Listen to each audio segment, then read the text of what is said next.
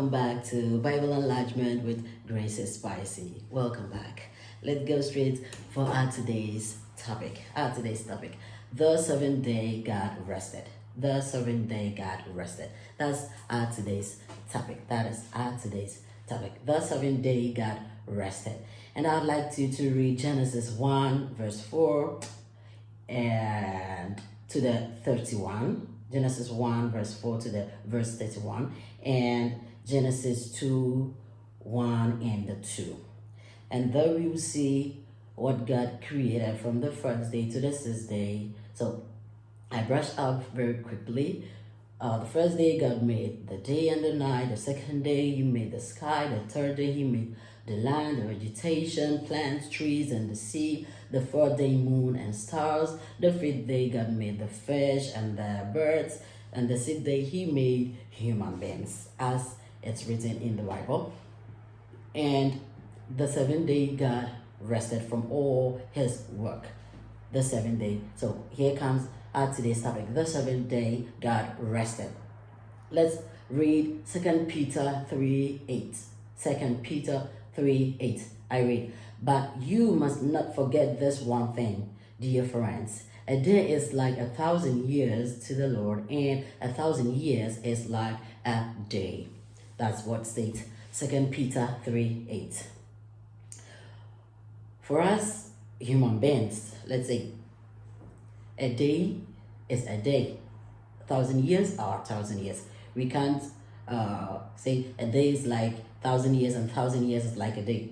We can't cope this way because we need to know exactly, like by mathematics, what a day means, so we can organize our lives. We can move on in order, very organized. So in the sight of God, this is possible. A day can be 1,000 years and 1,000 years can be a day. That is in the sight of God. And we are not here to see things from the sight of God, but we are here to see things from our own way of marking the time, or in our own calendar. So the seventh day God rested. That is today's topic, and we are here to understand in our own way of marking the time what that seventh day means. The seventh day God rested. That seventh day, what it means. This 2 Peter draw our attention to the fact that we have in the Bible a literal way and a figurative way, both ways of reading or marking the time. Let's say literal means the word expresses the meaning by itself. The meaning of the word is expressed by the word itself, while figurative, the meaning is hidden inside the word itself. So here, the seventh day God rested. The seventh day God rested. The seventh day God rested. Is the Bible referring to a literal or a figurative way of marking the time? I mean, is the Bible talking about exactly 7 days as we know to read the time? I mean, is the Bible talking about 24 hours times 7, so seventh day, or it's talking about something else? The answer, for us human beings, it's a figurative way of marking the time. The seventh day is referring to a figurative way of marking the time. But for God, this seventh day God rested, or in 6 days God created everything, and the seventh day He rested, is a literal way. I mean, the 6th day is gone. He really did everything, and everything is done in His own way of marking the time, and in His own way of seeing things. Everything is made. But we are here to see from our own point of view and the way we mark time, because for us to understand the seventh day God rested, we have to see things from our own point of view and from our own calendar. From our own way of marking the time or reading the time. So in short, for God, yes, that's 6 days and it's gone, it's a past. But for human, for us, this seventh day is the meaning of this seventh day is hidden inside the word the seventh day. It's not so literal for us to understand. And this means the seventh day God rested. In our own way of marking the time, it's not referring to any of the days we have. I mean, it's not referring to Saturday, Sunday, or Monday. That's not. And we will see that with, let's say, a question. Yeah, we will see that with a question. Every living creature God created, or He made, from the days 1, 2, 3, everything He made is already done in the sight of God. Yes. But when we come to see things from our own way of seeing them, I may ask, is God not still creating or still making human beings? Just let's concentrate on human beings, because we see new babies every day. So in our own way of reading the time, God is still creating human beings, because there's no doubt no one can create human beings except God.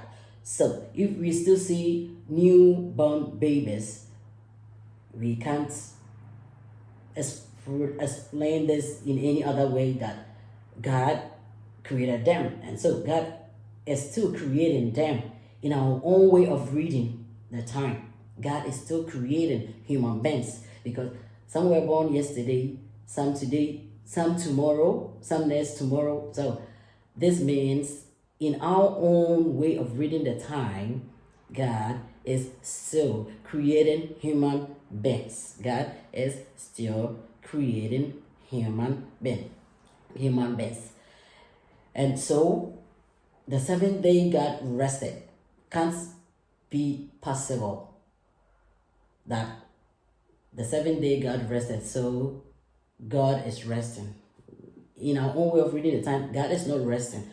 He's still creating human beings. Let's just use human beings for this example. He is still creating human beings. And then, so we'll ask, when is this seventh day? When is this seventh day? And the answer, no man is to know. No man is to know when this seventh day is. Because the seventh day, according to the Bible, if we interpret things and we break things down, the seventh day is going to happen the day after the end of the world. That will be the seventh day, because the seventh day God rested. And in our own way of marking the time, God is not resting. He's still creating. He's still creating human beings. He's still creating mountains. He's still creating fish, birds. He is still creating, because no one can create these things I mentioned. Only God can create them. He created them, and He's still the one creating them. So the end of the world, we don't even know the day our world is going to be over. So knowing the next day is impossible. Knowing the next day is impossible. It's impossible. And let's make an example. If the world comes to an end today, and the next day is the seventh day, who will be there tomorrow to mark the time? I mean, our world ends today. So everything concerning our existence ends today. That means the next day, which is the resting day of God, it's also gone with us. No one will be there to say, oh, okay, today is the seventh day. I mean, today is the day after the end of the world. So today, God rested. No one will be there to mark that time. So in short,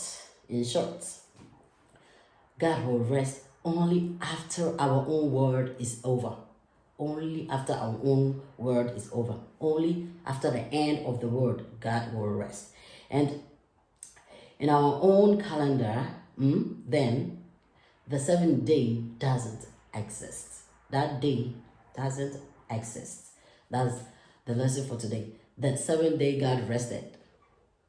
In our own way of marking the time, in our own way of reading the time, it doesn't exist. So we can't find it in any day of the week. We can't find that in any day of the week because we have our own way of marking the time. We say the first day, Sunday, whatever, to the seventh day, that is Saturday, in our own calendar.